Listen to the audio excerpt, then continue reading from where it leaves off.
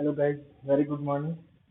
My welcome to my first of all welcome to my channel VK academy. हमने first video में बात की थी कार्डियोवैस्कुलर सिस्टम के बारे में। तो उस कार्डियोवैस्कुलर सिस्टम के अंदर हम लोगों ने क्या पढ़ा था? सबसे पहले तो उसका इंट्रोडक्शन पढ़ा था, है ना। उसके अंदर हमने पढ़ा था फीटल ऑर्गन डेवलपमेंट कैसे होता है, सर जितने भी ऑर्गन थे फीटल्स के अंदर वो कैसे डेवलप्ड होता है। सेकंड हमने पढ़ा था कि सर हार्ट का डेवलपमेंट कहाँ होता है, कहाँ से होता है, मीजोडर्म से होता है। ये सब हमने उसमें पढ़ा था। फिर हमने पढ़ी थी सर उसके अंदर position of the heart, heart कौन सी पोजीशन के अंदर प्रेजेंट होता है। देखो आज हम पढ़ेंगे कवरिंग ऑफ दी हार्ट। ये पढ़ने से पहले मैं आपको कहना चाहूंगा प्लीज पहले वाला वीडियो पूरा देखें। जब तक आप वीडियो को पूरा नहीं देखेंगे तब तक आगे वाला टॉपिक आपको समझ में नहीं आएगा।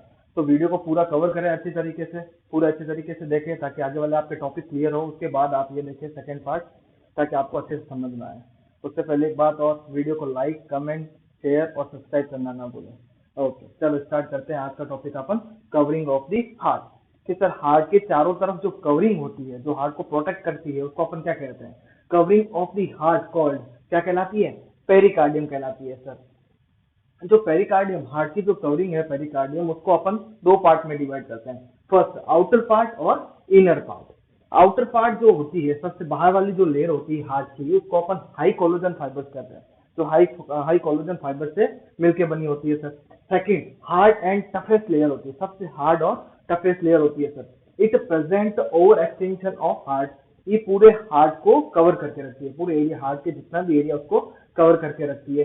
नेक्स्ट अपन बात करते हैं तो it is called fibrous pericardium. इसको अपन क्या कह सकते हैं? फाइब्रस पेरिकार्डियम भी कह सकते हैं, क्योंकि आउटर कवरिंग है। आउटर कवरिंग हमेशा कैसी होती है?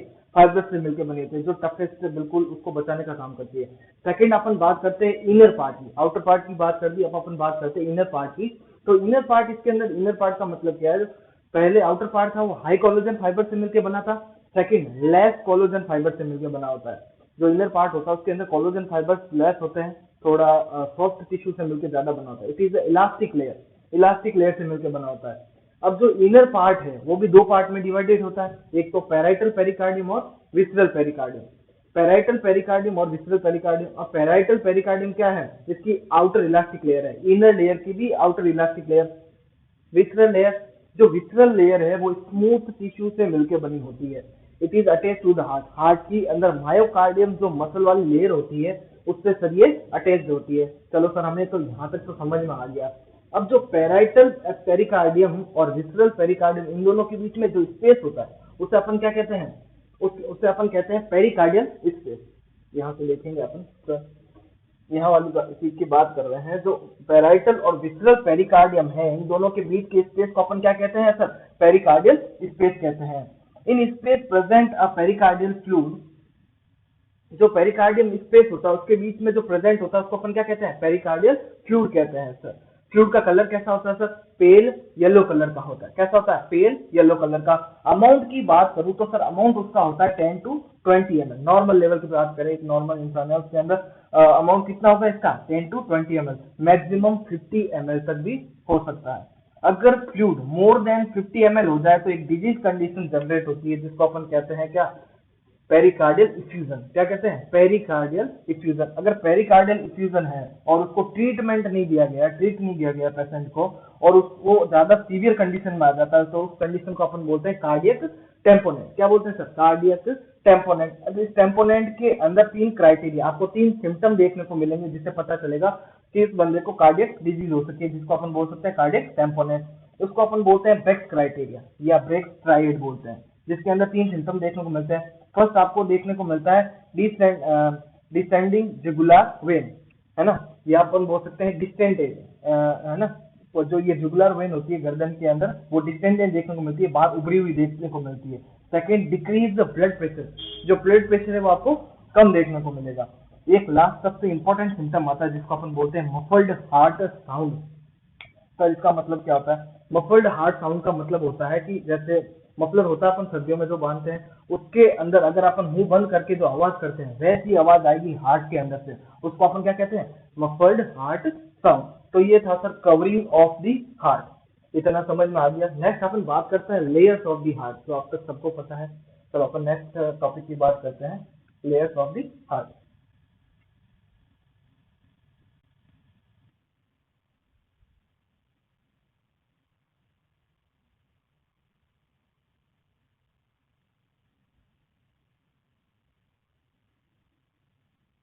ओके गाइस, हम बात करते हैं नेक्स्ट टॉपिक की अपने। पहले अपन ने बात कर ली थी कवरिंग ऑफ द हार्ट। अब बात करते हैं लेयर्स ऑफ द हार्ट, उसी का ही नेक्स्ट टॉपिक है। Layers of the heart, covering of the heart की अपन ने बात कर ली थी, तो दो कवरिंग थी, आउटर और इनर, पैराइटल और विसरल। अब उसी के अंदर से तीन लेयर और बनती है सर। जो फर्स्ट लेयर होती है उसको अपन बोलते हैं एपिकार्डियम। सेकंड, बीच वाली जो लेयर होती है उसको बोलते हैं अपन मायोकार्डियम। सबसे एंड वाली जो लेयर होती है उसको अपन बोलते हैं एंडोकार्डियम सर। जो एपिकार्डियम है वो सबसे आउटर मोस्ट लेयर होती है, जिसको अपन विसरल लेयर बोलते हैं, जो विसरल लेयर से ही मिलके बनी होती है, अटैच होती है सर। इतना तक समझ में आ गया। फिर बात करते हैं मायोकार्डियम की। तो मायोकार्डियम सबसे थिकेस्ट लेयर कहलाई जाती है। कौन सी लेयर कहलाई जाती है? सबसे थिकेस्ट लेयर कहलाई जाती है। It is made of cardiac muscle. ये कार्डियक मसल से मिलकर बनी होती है। जो कैसी होती है? इनवॉलेंट्री मसल्स होती है, स्ट्रेटेड होती है, जिसके बीच में इंट्रा कलेक्टेड डिस्क पाई जाती है, जो एक मसल से दूसरी मसल्स के अंदर इम्पल्स ट्रांसमिट करने का काम करती है सर। यहाँ तक समझ में आ गया सर? ये है मायोकार्डियम।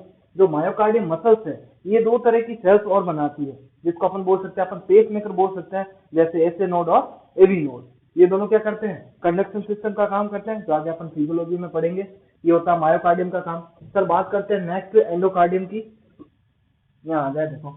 नेक्स्ट बात करते हैं अपन एंडोकार्डियम की। एंडोकार्डियम क्या? सबसे थिनेस्ट लेयर है। It is made up of smooth layer. ये स्मूथ लेयर से मिलकर बनी होती है, which allow the flow of blood supply. ये क्या करता है? ब्लड सप्लाई को अलाउ करता है सर। जितनी भी ब्लड सप्लाई है, ब्लड सर्कुलेशन है, वो कहाँ से स्टार्ट होता है? एंडोकार्डियम से स्टार्ट होता है। जस्ट डायग्राम देखते हैं अपन। एक हार्ट का एक छोटा सा कट लेते हैं, एलएस कट लेते हैं। उसके अंदर अपन देखते हैं जो सबसे बाहर वाली लेयर होती है फाइब्रस लेयर, आउटर लेयर, जो आपने अभी बात कर ली थी। अंदर की कौन सी होती है? Parietal layer. पैराइटल लेयर के बाद होती है विसरल लेयर। इन दोनों के बीच के स्पेस को अपन क्या कहते हैं? Pericardial space. पेरिकार्डियल स्पेस के बीच में फ्लूइड भरा रहता है, पहले बता चुका हूं सर। उसको अपन क्या बोलते हैं? पेरिकार्डियल फ्लूइड बोलते हैं। जिसका नॉर्मल वैल्यू कितना होता है सर? नॉर्मल वैल्यू होता है सर 10 to 20 ml, मैक्सिमम हो सकता है 50 ml। उसकी वजह से वो डिजीज कंडीशन क्रिएट होती है, जिसको अपन बोलते हैं कार्डियक टेम्पोनेंट या पेरिकार्डियल इफ्यूजन। ठीक है। उसके बाद बीच वाली जो लेयर आती है उसको अपन बोलते हैं मायोकार्डियम, जो टोटली मसल से मिलकर बनी होती है। और सबसे लास्ट वाली लेयर कौन सी है? एंडोकार्डियम। चलो यहाँ तक समझ में आ गया सर। ये था आपका लेयर्स ऑफ दी हार्ट। उससे पहले था covering of the heart. Next topic अपन पढ़ते हैं चेंबर ऑफ दी हार्ट। चलो आ जाओ नेक्स्ट टॉपिक पे।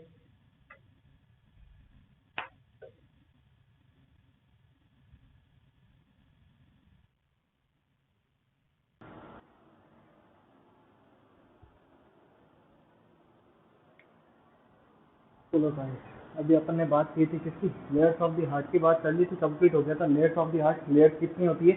अब अपन बात करते हैं चेंबर्स ऑफ द हार्ट की। हार्ट के अंदर कितने चैम्बर्स होते हैं ये अपन ने पहले वीडियो में पढ़ लिया था। आप पहला वीडियो पूरा देखिए एक बार, है ना। वीडियो पूरा देखोगे तभी अच्छे तरीके से आगे का पार्ट समझ में आएगा। चैम्बर्स ऑफ द हार्ट की बात की थी, तो अपन ने पहले बात की थी सर, हार्ट को दो पार्ट में डिवाइड किया गया, right sided heart and left sided heart. और चैम्बर्स कितने होते हैं टोटल? 4 चैम्बर्स होते हैं सर।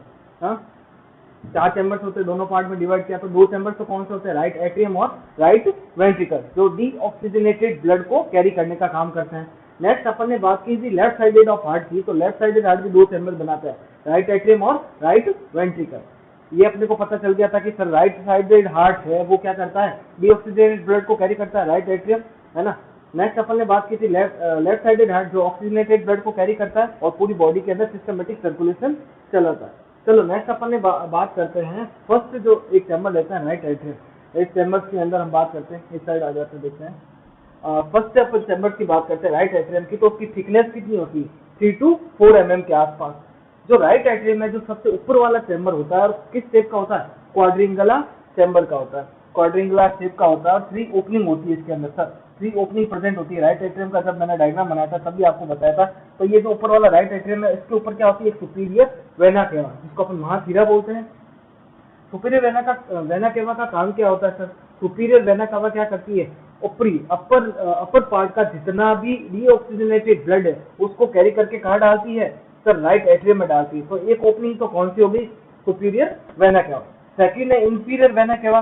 पहले हार्ट स्ट्रक्चर में अपन सारा डिस्कस कर चुके हैं सर। इंफीरियर वेना केवा क्या होता है? जो राइट एट्रियम में ही आके खुलता है, लेकिन कहाँ से आता है? पेरिफेरी, अब लोअर पार्ट से आके जितना भी डीऑक्सीजनेटेड ब्लड है वो सारा कहाँ डालता है? राइट एट्रियम में डालता है। एक होता है कोरोनरी साइनस, जो हार्ट खुद की ब्लड सप्लाई को कैरी करता है, उसको अपन क्या बोलते हैं? Coronary sinus. नेक्स्ट अपन बात करते हैं इन 3 ओपनिंग के अलावा 2 स्ट्रक्चर और प्रेजेंट होती है, जिसको अपन बोलते हैं conduction point. Heart electricity provide करता है ना, ताकि उसके अंदर कॉन्ट्रैक्शन और रिलैक्सेशन हो सके। तो उसके अंदर दो कंडक्शन पॉइंट पाया जाता है। जो पहला कंडक्शन पॉइंट होता है वो होता है एसए नोड। कौन सा होता है? SA node. सेकंड होता है आपका एवी नोड। जो एसए नोड है उसको अपन बोलते हैं साइनो एट्रियल नोड, और जो सेकंड नंबर है उसको बोलते हैं एट्रियो वेंट्रिकुलर नोड। तो जो साइनो एट्रियल नोड और एवी एट्रियल नोड, ये दोनों क्या करते हैं? कंडक्शन प्रोवाइड करने का काम करते हैं। जो बीट आगे से आगे कंडक्शन प्रोवाइड करके कॉन्ट्रैक्शन और रिलैक्सेशन करवाते हैं। अब इन्हीं दोनों के बीच में एक ट्राइंगल बनता है। जो राइट एट्रियम होता है, राइट एट्रियम के बीच, इस डायग्राम के अंदर देख सकते हैं, इसके बीच एक ट्राइंगल बनता है जिसको अपन बोलते हैं, अपन क्या, कोच ट्राइंगल बोलते हैं सर। कोच ट्राइंगल के अंदर तीन चीजें आती है। फर्स्ट ऑफ ऑल जो आता है वो आता है कोरोनरी साइनस। सेकंड नंबर पे जो आता है वो आता है एवी नोड। थर्ड पे आता है कॉन्डेंस टेंडनाइट। जो हार्ट का वाल होता है उसके नीचे तीन मसल पाई जाती है ना। जैसे ट्राइकस्पिड है तो कॉन्डेंस टेंडनाइट कितनी होगी? तीन होगी, जो कस्प से जुड़ी रहती है। आगे पढ़ेंगे हार्ट के वाल के अंदर। कोरोनरी साइनस, ये अभी एक स्ट्रक्चर बता चुका हूँ। एवी नोड, एक कंडक्शन पॉइंट, तीनों मिलके एक नोड बनाते हैं जिसको अपन बोलते हैं कोच ट्रायंगल। चलो यहाँ तक समझ में आ गया। आगे नेक्स्ट कंटिन्यू करते हैं अपन राइट एट्रियम को ही।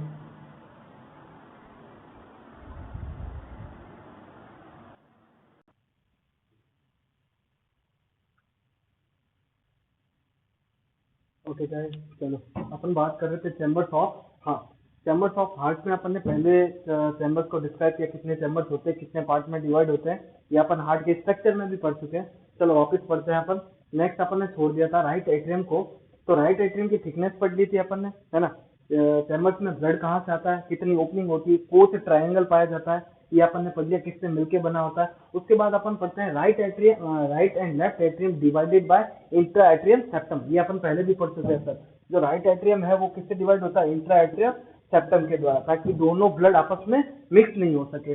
जो इंट्रा एट्रियम सेप्टम है वो किससे मिलकर बना होता है? Which is form following manner. जब इंट्रा एट्रियम सेप्टम बनता है तो वो बनता है पहले सेप्टम प्रीमियम। जो पहली स्ट्रक्चर बनती है वो कौन सी कहलाती है? Septum premium. सेकंड जो बनती है ऑस्टियम प्रीमियम। ऑस्टियम प्रीमियम जो पहली ओपनिंग बनती है सेप्टम के अंदर उसको अपन क्या बोलते हैं? Ostium premium. सेकंड बनती है ऑस्टियम सेकंडम। थर्ड बनती है आपका फोरामेन ओवल जो फीटल लाइफ के अंदर होता है। और जब बच्चे की डिलीवरी हो जाती है, बच्चा बाहर आ जाता है, तो फोरामेन ओवल क्लोज हो जाता है और उसको अपन क्या बोलते हैं? फोसा ओवलिस, जिसको आफ्टर बर्थ के अपन, आफ्टर बर्थ के बाद अपन इसको नाम देते हैं। एनाटॉमिकली सॉरी फिजियोलॉजिकली तो ये पूरा क्लोज हो जाता है, लेकिन एनाटॉमिकली क्लोज होने के लिए इसको टाइम लगता है। चलो यहाँ तक सर समझ में आ गया। इसके अंदर एक कंडीशन आती है, जैसे अपन लोग बोलते हैं कि सर हार्ट के अंदर छेद है ना, वो किसका मतलब होता है? जो फोरामेन ओवल है आफ्टर बर्थ भी वो फोसा ओवलिस में कन्वर्ट नहीं हो पाता है, वो क्या रह जाता है? Foramen Oval. तो उसको क्लोज करने के लिए सर्जरी की जाती है ना, आफ्टर बर्थ के बाद। अगर वो क्लोज हो जाता है तो उसको अपन बोलते हैं फोसा ओवलिस। इसको बोलते हैं अपन हार्ट में छेद होना। ये भी एक नियोनेटल कंजेनाइटल डिसऑर्डर है ना।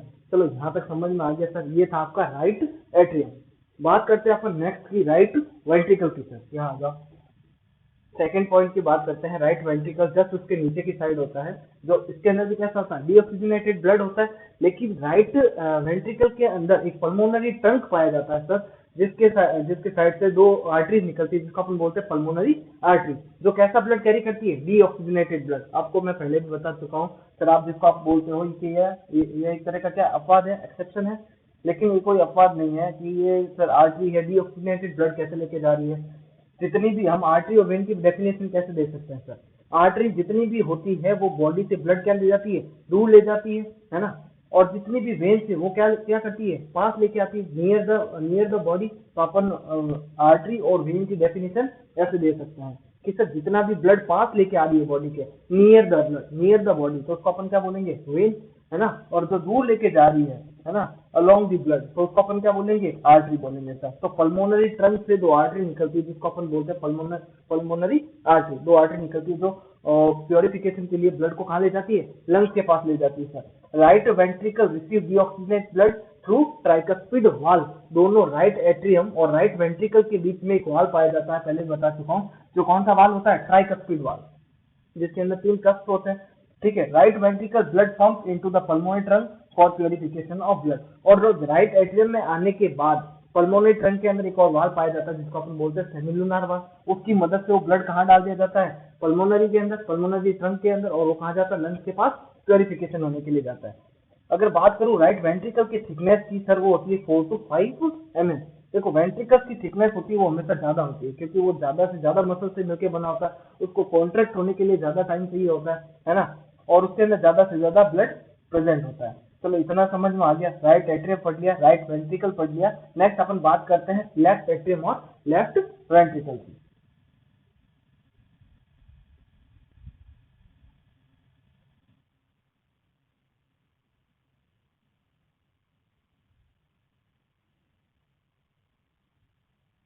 ओके गाइस, अभी तक हमने बात की थी राइट हैंड साइड चैम्बर्स की, अब हम बात करेंगे लेफ्ट हैंड साइड चैम्बर्स की, है ना। जैसे राइट साइड में थे वैसे ही लेफ्ट साइड में होता है, लेफ्ट एट्रियम और लेफ्ट वेंट्रिकल। बस इसके अंदर इतना अंतर होता है कि ऑक्सीजनेटेड ब्लड को कैरी करते, वो कैसे ब्लड को कैरी करते थे, डीऑक्सीजनेटेड ब्लड को। चलो बात करते हैं लेफ्ट एट्रियम की, तो इसकी थिकनेस कितनी होती है, 3 to 4 mm। देखो ये एंट्री होल कहलाते हैं, जस्ट ब्लड आता ही जो इनफ्लो होता है वो कहाँ होता है, एट्रियम के अंदर होता है, इसलिए इनकी थिकनेस वो क्या होती है, कम होती है। It receive oxygenated blood for lungs via four pulmonary vein के द्वारा। जो ब्लड था आपका वो जाता तो किसकी सहायता से था, पल्मोनरी ट्रंक के द्वारा, और 2 आर्टरी के द्वारा। जो वापिस आता है तो किसकी सहायता से आते हैं, 4 पल्मोनरी वेन के द्वारा। कहाँ आके इनफ्लो होता है, लेफ्ट एट्रियम के अंदर। और ब्लड कैसा होता है, हमेशा ऑक्सीजनेटेड ब्लड, क्योंकि वो क्या होता है, प्योरीफाइड हो चुका होता है। इन लेफ्ट एट्रियम, इसके अंदर एक स्पेशल तरह की कंडक्शन ब्रांच पाई जाती है सर, जिसको अपन बोलते हैं in left atrium present a branch of conduction system. क्या बोलते हैं उसको, बैकमैन ब्रांच। देखो अपन फिजियोलॉजी के अंदर पढ़ेंगे कंडक्शन सिस्टम, तो उसके अंदर 3 तरह की ब्रांचें आती है, जिसके द्वारा पूरे हार्ट को क्या होती है, कंडक्टिविटी सप्लाई होती है, एसए नोड और एवी नोड के थ्रू। तो उसमें 3 ब्रांचें आती है, एंटीरियर, पोस्टीरियर और मिडल ब्रांच। तो ऐसे उनमें से एक ब्रांच है जिसको अपन बोलते हैं बैकमैन ब्रांच, वो कहाँ प्रेजेंट होती है, लेफ्ट एट्रियम के अंदर प्रेजेंट होती है सर। नेक्स्ट अपन बात करते हैं लेफ्ट वेंट्रिकल की सर। तो लेफ्ट वेंट्रिकल की जो थिकनेस होती है वो कितनी होती है, 10 mm के आसपास होती है। सबसे ज्यादा थिकनेस किसकी होती है, लेफ्ट वेंट्रिकल की होती है सर, क्योंकि जितना भी ऑक्सीजनेटेड ब्लड है वो एक ही चैम्बर में आके इकट्ठा होता है, जिसको अपन बोलते हैं लेफ्ट वेंट्रिकल। क्योंकि सबसे ज्यादा ब्लड इसके अंदर कलेक्ट होता है, तो इसका जो भार होता है वो भी ज्यादा होता है, थिकनेस होती है मसल्स की वो भी ज्यादा होती है। जो लेफ्ट वेंट्रिकल होता है इसके अंदर क्या प्रेजेंट होती है, आरोटा होती है, उसके अंदर भी एक वाल्व पाया जाता है जिसको अपन बोलते हैं सेमिलुनर वाल्व, है ना। तो जितना भी ऑक्सीजनेटेड ब्लड है वो आरोटा के थ्रू पूरी बॉडी के अंदर सिस्टमेटिक सर्कुलेशन के द्वारा सप्लाई किया जाता है। अब आरोटा अपने आप आगे जाके डिवाइड होती है, अपर साइड अलग डिवाइड होगी और इंफीरियर साइड अलग डिवाइड होगी, जिसको अपन बोलते हैं सेमिलुनर वाल्व के द्वारा जाती है। नेक्स्ट अपन बात करते हैं in this ventricle valve developed chordae tendineae and papillary muscle. Sir chordae tendineae क्या होती है और पेपिलरी मसल क्या होती है। सर जो कॉर्डी टेंडिनाई होती है, वो जो वाल्व होते हैं उनके कस्प है, उसको अपन क्या बोलते हैं, कॉर्डी टेंडिनाई, एक तरह की मसल है। नीचे पेपिलरी रूट लाइक स्ट्रक्चर होते हैं, अभी अब हम पढ़ेंगे हार्ट के वाल्व, इसके अंदर पढ़ेंगे पेपिलरी मसल और कॉर्डिनाई टेंडिनाई क्या होता है।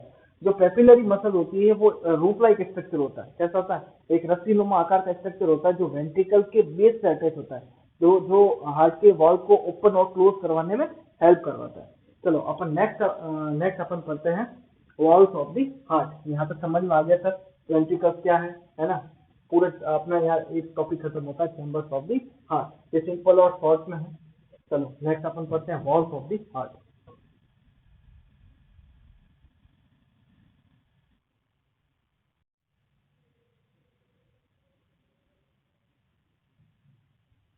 ओके गाइस, तो अपन ने सारे चैम्बर्स अच्छे से पढ़ लिए थे। अब हम नेक्स्ट बात करते हैं walls of the heart. Sir heart में वॉल्स कितने होते हैं, पहले अपन डिस्कस कर चुके हैं थोड़ा बहुत वॉल्व के बारे में, वापस देखते हैं अपन। हार्ट में वॉल्व कैसे कितने तरह के पाए जाते हैं, 2 तरह के पाए जाते हैं, एक तो एवी वॉल्व और दूसरा सेमिलुनर वाल्व। एवी वाल्व कौन से होते हैं, एट्रियो वेंट्रिकुलर वाल्व, जो एट्रियम और वेंट्रिकल्स के बीच में पाए जाते हैं, वो कौन से वाल्व होते हैं, एवी वाल्व। और सेमिलुनर वाल्व जो पल्मोनरी वाल्व और एरोटिक वाल्व होते हैं, दोनों को क्या बोलते हैं, सेमिलुनर वाल्व। एवी वाल्व के अंदर पहले अपन ने बात कर दी, 2 तरह के वाल्व आते हैं सर, एक तो आता है ट्राइकस्पिड वाल्व, दूसरा आता है अपना बाइकस्पिड वाल्व, जिसको अपन दूसरा नाम क्या देते हैं, मिट्रल वाल्व। ट्राइकस्पिड वाल्व कहाँ पाया जाता है सर, राइट एट्रियम और राइट वेंट्रिकल के बीच में पाया जाता है। इससे अच्छा इसको ट्राइकस्पिड क्यों कहते हैं, क्योंकि इसके अंदर क्या होता है, 3 कस्प पाए जाते हैं। जो तीनों कस्प होते हैं वो दोनों किसके बीच में पाए जाते हैं, राइट एट्रियम और राइट वेंट्रिकुलर के बीच। बाइकस्पिड कहाँ पाया जाता है सर, लेफ्ट एट्रियम और लेफ्ट वेंट्रिकुलर के बीच में पाया जाता है, जो दोनों जो ब्लड को वापस लेफ्ट फ्लो होने से बचाता है सर। अगर मैं एवी वाल्व की बात करूं, यहाँ आ जाए देखो, अगर मैं एवी वाल्व की बात करूं तो AV valve made by the fibrous tissue and covered by the endometrium, जो एंडोकार्डियम है ना। जो एवी वाल्व होते हैं जो किससे मिलकर बने होते हैं, फाइब्रस टिश्यू से मिलकर बने होते हैं, ठीक है। जो कहाँ तक किस चीज से कवर होते हैं, एंडोकार्डियम, जो हार्ट की सबसे अंदर वाली लेयर होती है उनसे कवर होता है। The tricuspid valve formed by the three group of chordae tendineae. आ जाओ डायग्राम के अंदर सर, डायग्राम के अंदर देख रहे हैं जो ऊपर वाली फाइब्रस रिंग होती है, एक हार्ट का वाल्व कुछ इस तरह से देखने को मिलता है अपने को, है ना।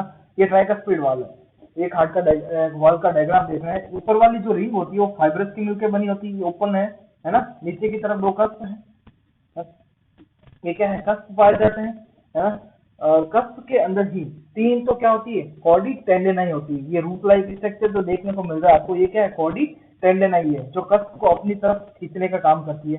जस्ट उसके नीचे ही पाई जाती है पेपिलरी मसल्स, जो हार्ट के वेंट्रिकल्स से बेस से जुड़ी होती है, जो हार्ट को कॉन्ट्रैक्शन और रिलैक्सेशन करवाने में मदद करती है। यही अपन ने देखा, जो ट्राइकस्पिड वाल्व है वो form by three group of chordae tendineae and mitral valve form by two group of chordae टेंडेनाई।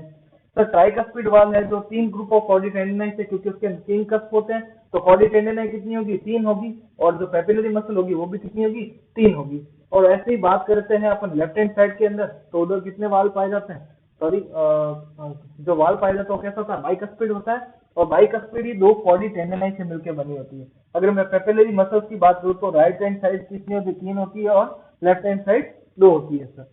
क्यों, क्योंकि जितनी कॉर्डी टेंडेनाई होगी उतनी ही पेपिलरी मसल्स भी होगी। अच्छा, एक बात और होती है कि सर जब कंडक्शन सिस्टम पढ़ते हैं तो जो कंडक्शन होता है वो हार्ट के वॉल से होकर नहीं जा पाता। क्यों सर, क्योंकि वहां पाई जाती है फाइब्रस रिंग। फाइब्रस रिंग के अंदर से कभी भी इलेक्ट्रिसिटी पास नहीं होती, इसलिए वहां तीन ब्रांचें बनती है, जिसको अपन बोलते हैं कंडक्शन ब्रांच, एंटीरियर, पोस्टीरियर और मिडिल ब्रांच। आगे पढ़ेंगे कंडक्शन सिस्टम के अंदर। तो यहाँ पे आपका कंप्लीट होता है अपने एवी हार्ट वाल्व कंप्लीट होते हैं। यहाँ पे समझ में आ गया। नेक्स्ट अपन टॉपिक देखेंगे blood supply of the heart. चलो स्टार्ट करते हैं ब्लड सप्लाई।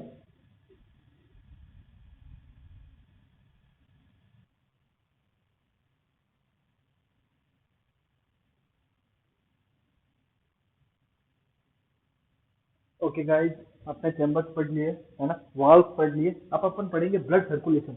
बॉडी के अंदर टोटल ब्लड सर्कुलेशन कितने टाइप का होता है सर, है ना, और कैसे चलता है। अगर मैं फर्स्ट सर्कुलेशन की बात करूं तो पल्मोनरी सर्कुलेशन, सेकंड होता है सिस्टमेटिक सर्कुलेशन, और थर्ड होता है आपका कोरोनरी सर्कुलेशन। पल्मोनरी सर्कुलेशन सीधा पता चला, पल्मोनरी वर्ड है आपके लंग्स से। सिस्टमेटिक पूरी बॉडी के लिए, कोरोनरी सर्कुलेशन होता है वो खुद हार्ट के लिए। अगर मैं बात करूं पल्मोनरी सर्कुलेशन के लिए, तो आपको पहले ही बता चुका हूं, एक पल्मोनरी ट्रंक होता है जिससे दो आर्टरी निकलती है, और वो कहाँ ले जाके छोड़ती है, लंग्स के अंदर डीऑक्सीजनेटेड ब्लड को ऑक्सीजनेट ब्लड में चेंज करती है, और कहाँ छोड़ती है, वापस लेफ्ट एट्रियम के अंदर। चलो बात करते हैं। तो जो पल्मोनरी सर्कुलेशन है वो क्या है, सबसे लेजर ब्लड सर्कुलेशन है, मतलब सबसे छोटा सर्कुलेशन है, जल्दी कंप्लीट होने वाला सर्कुलेशन है ना। अगर मैं राइट वेंट्रिकल की बात करूँ, अगर पल्मोनरी सर्कुलेशन की बात करूँ तो वो राइट वेंट्रिकल से स्टार्ट होता है। पल्मोनरी ट्रंक कहाँ से निकलता है, राइट वेंट्रिकल से। राइट वेंट्रिकल से पल्मोनरी ट्रंक निकलता है via pulmonary artery, via two pulmonary artery. दो पल्मोनरी आर्टरी के द्वारा वो कहाँ जाता है, लंग्स के पास जाता है। सर लंग्स से वो प्योरिफिकेशन होके जितना भी डीऑक्सीजनेटेड ब्लड है वो किसमें चेंज होता है, ऑक्सीजनेटेड ब्लड में, और वो कहाँ वापिस वाया फोर पल्मोनरी वेन के द्वारा, चार पल्मोनरी वेन के द्वारा कहाँ छोड़ दिया जाता है, लेफ्ट एट्रियम के अंदर छोड़ दिया जाता है, जहाँ क्या होता है, प्योरीफाइड ब्लड होता है। कैसा ब्लड होता है, प्योरीफाइड ब्लड। ये तो था आपका पल्मोनरी सर्कुलेशन, जो सबसे छोटा सर्कुलेशन माना जाता है। नेक्स्ट अपन बात करते हैं सिस्टमेटिक सर्कुलेशन की। अगर नेक्स्ट बात करते हैं अपन सिस्टमेटिक सर्कुलेशन की,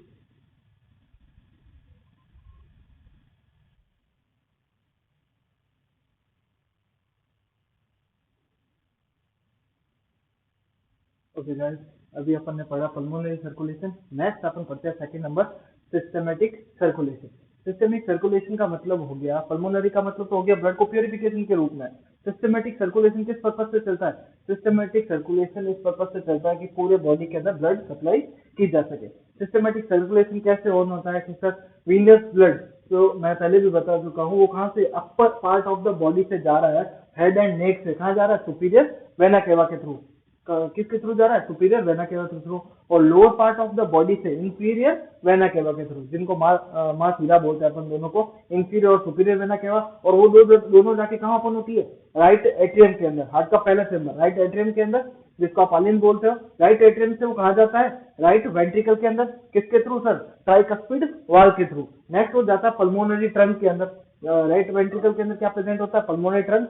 पल्मोनरी ट्रंक के through right and left pulmonary artery, दो आर्टरीज निकलती है, जो कहा जाती है लंग्स के पास। लंग्स के अंदर गैसेस का एक्सचेंज होता है, CO2 को एनवायरमेंट के अंदर छोड़ा जाता है और O2 को वहां से लिया जाता है, पिकअप किया जाता है। लंग्स से O2 कहाँ, अब जो जितना भी प्योरिफिकेशन ब्लड है वो कहाँ आएगा सर, यहाँ आ जाओ, यहाँ देखते हैं। नेक्स्ट वापस 4 पल्मोनरी वेन के द्वारा, 4 पल्मोनरी वेन के द्वारा कहाँ आएगा, लेफ्ट एट्रियम के अंदर आएगा। लेफ्ट एट्रियम में अब क्या आ गया सारा, प्योरिफिकेशन ब्लड लेफ्ट एट्रियम से कहाँ जाएगा, लेफ्ट वेंट्रिकल के अंदर। लेफ्ट वेंट्रिकल के अंदर किसके थ्रू जा रहा है सर, बाइकस्पिड या मिट्रल वाल के थ्रू, पूरा प्योरिफाइड ब्लड। अब वो कहाँ जाएगा, लेफ्ट वेंट्रिकल के अंदर सबसे बड़ी एक ब्रांच होती है जिसको बोलते हैं अपन आरोटा, जिसके अंदर सबसे ज्यादा प्रेशर प्रेजेंट होता है, अपन उसको वेस्कुलर सिस्टम के अंदर पढ़ेंगे। अरोटा, अरोटा से पूरी, अरोटा से उसकी छोटी छोटी ब्लड की ब्रांचेस निकलती है जिसको बोलते हैं आर्टरीज, है ना। बॉडी के अंदर अरोटा जैसे ही ऊपर और नीचे लोअर डिवीजन में जाके जाने के बाद डिवाइड डिवाइड हो जाती है, उसको अपन क्या बोलते हैं, आर्टरीज। आर्टरीज से उसका छोटा रूप होता है आर्टरियोल, है ना। आर्टरियोल से क्या बनती है, कैपिलरीज। कैपिलरीज और भी छोटी साइज की होती है, जो अलग अलग टिश्यू अलग अलग सेल के पास पहुंचाती है ब्लड को, जैसे न्यूट्रिशन ऑक्सीजन का एक्सचेंज करवाती है। अब वो सारे के सारे एक्सचेंज होगी कैपिलरीज, कैपिलरीज से वापस डीऑक्सीजनेट ब्लड लिया जाएगा। उसके बाद उसकी एक छोटी ब्रांच निकलती है जिसको अपन बोलते हैं वेन्यूल्स। क्या बोलते हैं, वेन्यूल्स। वेन्यूल्स से वेन, वेन से वापस सुपीरियर और इंफीरियर वेना केवा के थ्रू ब्लड लिया जाता है और कहाँ छोड़ा जाता है, राइट एट्रियम के अंदर। इस तरह से आपका सिस्टमेटिक सर्कुलेशन पूरा चलता रहता है सर। ये था आपका सिस्टमेटिक सर्कुलेशन। तो ये ब्लड सर्कुलेशन में आपका सेकंड पॉइंट पूरा हो गया, सिस्टमेटिक सर्कुलेशन। नेक्स्ट अपन पढ़ेंगे कोरोनरी सर्कुलेशन, कि सर बॉडी के अंदर पूरा ब्लड सप्लाई हो गया, अब हार्ट खुद को ब्लड कैसे प्रोवाइड करता है, क्योंकि वो भी वर्क करता है, उसको भी न्यूट्रिशन की जरूरत होती है। तो अपन नेक्स्ट पॉइंट देखते हैं, कोरोनरी सर्कुलेशन। अगर नेक्स्ट पॉइंट की तरफ आते हैं,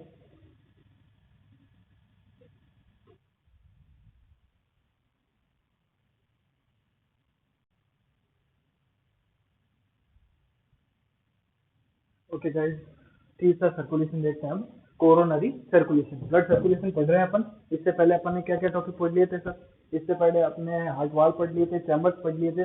अपन थर्ड नंबर टॉपिक देख रहे हैं, कोरोनरी सर्कुलेशन। इससे पहले सिस्टमेटिक सर्कुलेशन देख लिया था, अब देखते हैं coronary circulation. Sir, heart receive 3% of total cardiac output. जब कार्डियक आउटपुट निकालता है, फिजियोलॉजी में देखेंगे कार्डियक आउटपुट क्या होता है।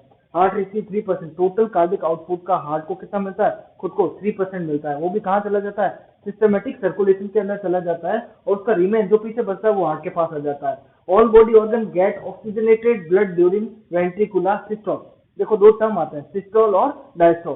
कॉन्ट्रैक्शन और रिलैक्सेशन बोल सकते हैं। सिस्टोल को अपन क्या बोलते हैं, कॉन्ट्रैक्शन, और डायस्टोल को अपन क्या बोलते हैं, रिलैक्सेशन। तो जितने भी बॉडी ऑर्गन होते हैं, तो वेंट्रिकुलर सिस्टोल के टाइम जब कॉन्ट्रैक्शन होता है तब बॉडी को, पूरी बॉडी को क्या मिलता है, ब्लड मिलता है। लेकिन but heart is get blood during ventricular diastole. लेकिन जो हार्ट होता है, जब हार्ट रिलैक्सेशन होता है तब हार्ट को उसकी ब्लड सप्लाई मिलती है, तब हार्ट को कहीं जाके ब्लड मिलता है। उल्टा चलता है सर। पूरी बॉडी को तो ऑक्सीजन कब मिलेगी, जब हार्ट के अंदर क्या होगा, कॉन्ट्रैक्शन होगा। जैसे ही हार्ट का रिलैक्सेशन होगा उस समय हार्ट को न्यूट्रिशन और ऑक्सीजन सप्लाई होगी, हार्ट की मसल्स को। नेक्स्ट अपन पढ़ रहे हैं कोरोनरी आर्टरी सप्लाई। अब हार्ट को जो ब्लड सप्लाई करती है वो कौन सी होती है, coronary artery. Coronary artery supply oxygenated blood, है ना, to heart and take blood toward myocardium. जो प्योर ब्लड होता है, ऑक्सीजनेटेड ब्लड, वो कौन सप्लाई करता है, coronary artery. And coronary sinus receive deoxygenated blood and transfer blood away from the body. जो कोरोनरी साइनस होता है, जो वेन का काम करते हैं इसके अंदर, वो क्या करते हैं, डीऑक्सीजनेटेड ब्लड को रिसीव करते हैं और हार्ट से दूर ले जाते हैं। वो वापस कहाँ छोड़ देता है, राइट एट्रियम के अंदर। तो अपन ने ये पढ़ा कोरोनरी सर्कुलेशन। अब देखेंगे सर, हार्ट को आर्टरी कौन सी सप्लाई होती है, वेन कौन सी सप्लाई होती है ना। आर्टरी कौन सी सप्लाई है, वेन कौन सी सप्लाई है, उसका नर्व सप्लाई क्या है। लास्ट स्ट्रक्चर अभी देखते हैं अपन, हार्ट की when supply, artery supply. Okay sir, इतना समझ में आ गया अपने को कि कोरोनरी सर्कुलेशन क्या होता है, सिस्टमेटिक सर्कुलेशन क्या होता है, पल्मोनरी सर्कुलेशन क्या होता है। चलो नेक्स्ट टॉपिक देखते हैं।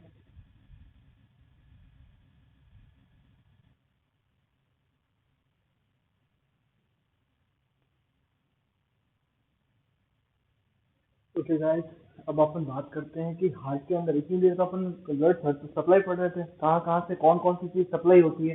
अब अपन बात करते हैं कोरोनरी आर्टरी सप्लाई। अब इसके अंदर कौन कौन सी आर्टरी आती है। तो जब कोरोनरी आर्टरी सप्लाई की बात करते हैं, हार्ट के आर्टरी की बात करते हैं, तो इसके अंदर दो मेन ब्रांच आती है, राइट कोरोनरी आर्टरी और लेफ्ट कोरोनरी आर्टरी। अगर मैं राइट कोरोनरी आर्टरी की बात करूँ तो इसकी चार ब्रांच और निकलती है, SA nodal artery, right marginal artery, posterior intraventricular artery और एविनोडल आर्टरी। जो ऐसे नोडल आर्टरी है, साइनो एट्रियल नोडल जो आर्टरी होती है, ऐसे नोड होता है जो एट्रियम के अंदर प्रेजेंट होता है, 60% ब्लड उसको सप्लाई कौन करता है, राइट कोरोनरी आर्टरी या ऐसे नोडल आर्टरी, उसकी जो ब्रांच है वो करती है। राइट मार्जिनल आर्टरी है वो राइट वेंट्रिकल को आर्टरी सप्लाई करती है, और पोस्टीरियर इंट्रावेंट्रिकुलर आर्टरी होती है वो राइट वेंट्रिकल, लेफ्ट वेंट्रिकल और इंट्रावेंट्रिकुलर सेप्टम को आर्टरी सप्लाई करती है। एविनोडल आर्टरी है वो एवी नोड को आर्टरी सप्लाई करती है। ये तो हो गया राइट कोरोनरी आर्टरी की बात, एक ब्रांच की बात हो गई। सर जो राइट साइड से प्रोवाइड कर रही है वो कौन कौन सी ब्रांचों से निकलती है। नेक्स्ट अपन बात करते हैं लेफ्ट कोरोनरी आर्टरी की। जो लेफ्ट कोरोनरी आर्टरी है आपकी, वो लेफ्ट एट्रियम और लेफ्ट वेंट्रिकल और 2/3 जो पार्ट है इंट्रावेंट्रिकुलर सेप्टम का, वो इसको सप्लाई करता है, left coronary artery. Left coronary artery की टू मेन ब्रांच निकलती है। एक तो सर्कमफ्लेक्स आर्टरी, जो एंटीरियर और पोस्टीरियर साइड से पूरी घूम के जाती है, उसको बोलते हैं सर्कमफ्लेक्स आर्टरी। पोस्टीरियर सरफेस और लेफ्ट वेंट्रिकल को सप्लाई करती है। नेक्स्ट एंटीरियर इंट्रावेंट्रिकुलर आर्टरी, ये दो मेन ब्रांच है। पहले बात करते हैं सर्कमफ्लेक्स आर्टरी की, तो इसकी भी दो ब्रांच है, लेफ्ट मार्जिनल आर्टरी और एसिनोडल आर्टरी। देखो लेफ्ट हैंड साइड से भी एसिनोडल आर्टरी निकलती है, लेकिन ये जो ब्लड सप्लाई करती है वो 40%, और जो राइट साइड से करी थी वो 60%। नेक्स्ट बात करते हैं एंटीरियर इंट्रावेंट्रिकुलर आर्टरी की। तो ये anterior left atrium left ventricle और राइट वेंट्रिकल को इंट्रासेप्टम को ब्लड सप्लाई करता है। इसके अंदर एक मेन ब्रांच आती है जिसको अपन बोलते हैं लाडा। इसके अंदर मस्त क्वेश्चन बनते हैं। लाडा, इसकी फुल फॉर्म होती है लेफ्ट एंटीरियो वेंट्रिकुलर डिसेंडिंग आर्टरी। इसको आप बोल सकते हो widow artery. Sir sir widow क्यों बोलते हैं। वीडो इसलिए बोलते हैं कि जो एक सबसे ज्यादा डिजीज कंडीशन जो सबसे ज्यादा मेल के अंदर देखी जाती है, जिसको अपन बोलते हैं एथेरोस्क्लेरोसिस, जिसको अपन एमएसएन के अंदर पढ़ेंगे। Next disease condition, disease portion है एथेरोस्क्लेरोसिस। तो एथेरोस्क्लेरोसिस में क्या होता है, जो लाडा आर्टरी होती है मेल के अंदर, सबसे ज्यादा वहां जाके लिपिड जमा हो जाता है, और उसकी वजह से जो हार्ट अटैक आने के चांसेस होते हैं, या जो मेल के मरने के चांसेस होते हैं, वो फीमेल से ज्यादा हो जाते हैं। इसलिए मेल के मरने के बाद तो लेडीज विधवा हो जाती है, इसलिए इसको अपन क्या बोलते हैं, विडो आर्टरी। इसलिए इसके अंदर से इंपॉर्टेंट क्वेश्चन बनता है। ये था आपका कोरोनरी आर्टरी सप्लाई, है ना, जो आर्टरी सप्लाई होगी। अब अपन देखेंगे वीनस ड्रेनेज, इसके अंदर कैसे वीनस सप्लाई होती है। ओके, नेक्स्ट बात करते हैं अपन वीनस ड्रेनेज की।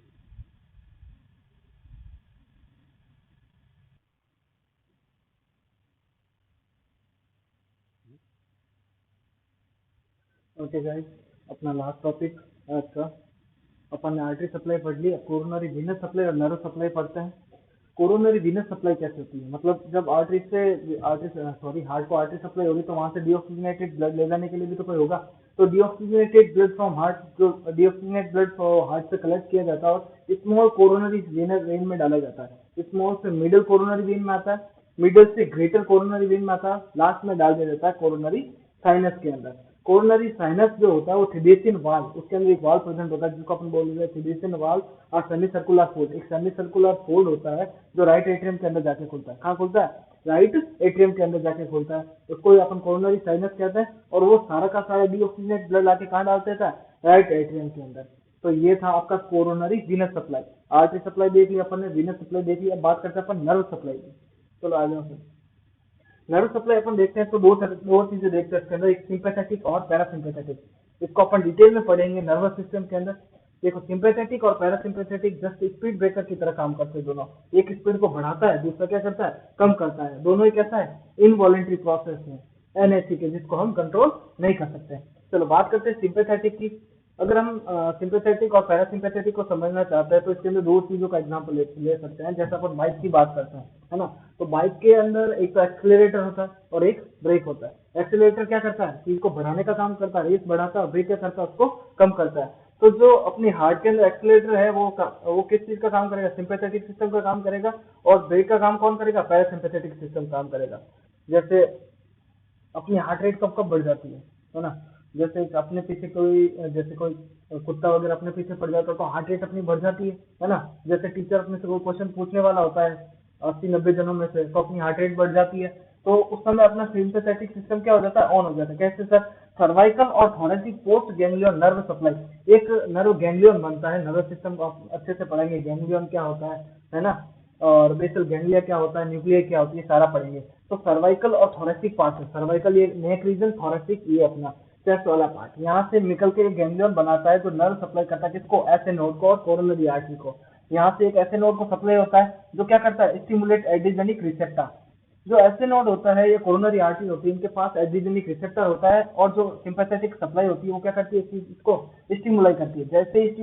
जैसे वो स्टिमुलेट होगा क्या होगा, increase the force of contraction, force of contraction का फोर्स बढ़ेगा और हार्ट रेट अपने आप ही बढ़ जाएगी। नेक्स्ट अपन बात करते हैं, ये तो चीज हो गई सर बढ़ने की। नेक्स्ट अपन बात करते हैं पैरासिम्पैथेटिक सप्लाई।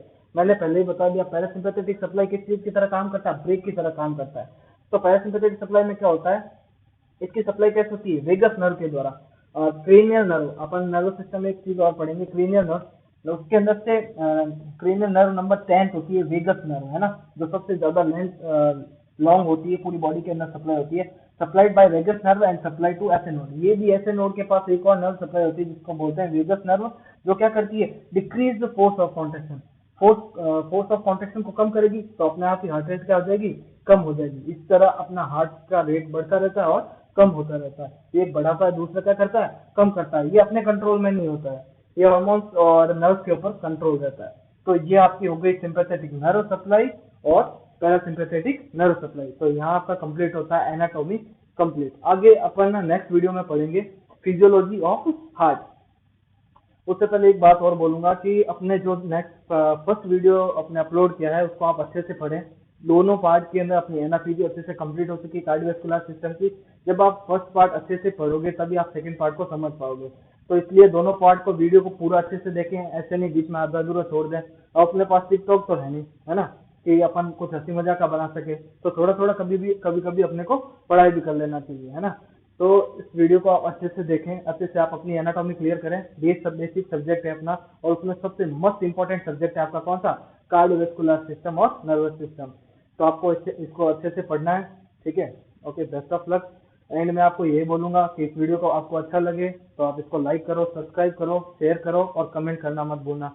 अच्छा, एक और प्रॉब्लम थी आप लोगों की, सर आवाज क्लियर नहीं आ रही थी, है ना। तो आज मैंने कोशिश की है अच्छे से कि इसको आवाज को एकदम अच्छे से क्लियर करूं और क्लियरिटी से आपको और वीडियो दिखा सकूं। अच्छा, आगे भी यही कोशिश रहेगी। Okay, thank you. Next video में अपन देखेंगे हार्ट की physiology. Good. Okay, bye guys.